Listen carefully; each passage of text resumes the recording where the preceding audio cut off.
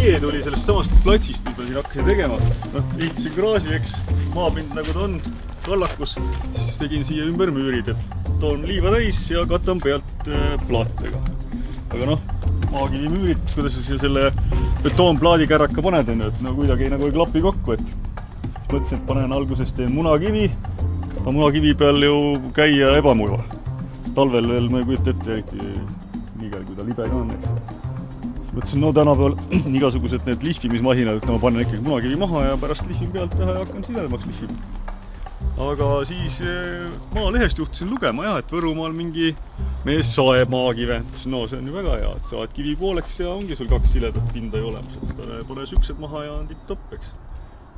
Seesama plats sisuliselt sai siin nagu tõukeks selle asjalt.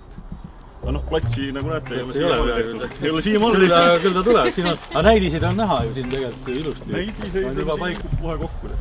Aga rääksin ühele ehitusmehele, et tule tee mul korst otsa, ei tule. Tänapäeva need silikaadid, värgid, nad lihtsalt ei kesta, et sa kutsud mu 2 aastat tagasi, 2 aasta pärast tagasi, ütled, et kuule, jama töö tegid, et tee jälle. Ja siis ma hakkasin lõikama korstna jaoks kive. Ja see on mul nüüd põhiaja ära võtnud, et muidu mul oleks midagi platsi peal näidata. Korstnakivid mul hakkavad siin vaikselt tekkima. Väike siuke... plaan läks ka järjest suuremaks jälle. Alguses mõtlesin, et see 3 meetrit, mis katusest välja paistab, et vaatan selle välja. Aga tegelikult mul on kuni teise korruse põrandani üsna süke näostu. Mõtlesin, et teen juba 6 meetrit ja siis mul vaja veel saagida neid juurde siin.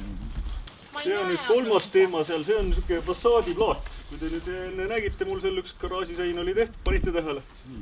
Garaaži fassaadi tahan teha üks ühe jupi sain see aasta tehtud. Põhimure ongi, et kus on nüüd praot sees, korstnasse ma teda panna ei taha. Aga Kamil sinna kõlbab küll.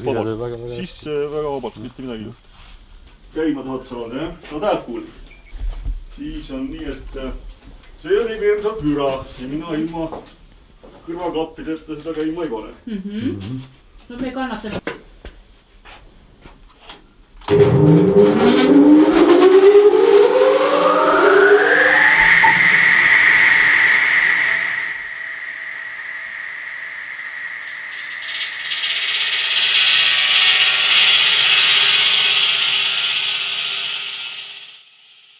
Alguses mõtlesingi, et kõige suure probleem on selle maakivi kinnitamisega. Tegelikult on see ehitusbloki saag, et on kandiliste asjade saagimiseks mõeldud.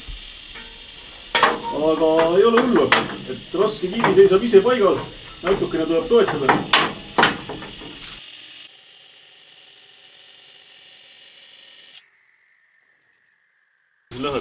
Kiviga on veel see asi, et kui tema märg on, siis tema on eriti ilus.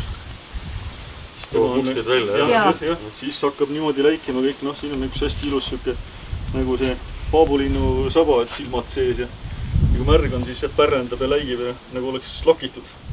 Et sealt sae alt algust tulevad väga ilusam vaadata. Aga see kivi on mulle eluaeg nagu meeldib, et maakivi on siuke ilus ja kaua kestev asi, kui vaatad, et vanu kivimüüre silm puhkab peale ja nii hästi püsivad. Et meil tänapäeval kõik see made in Hiina, see iga aasta vaheta jälle välja.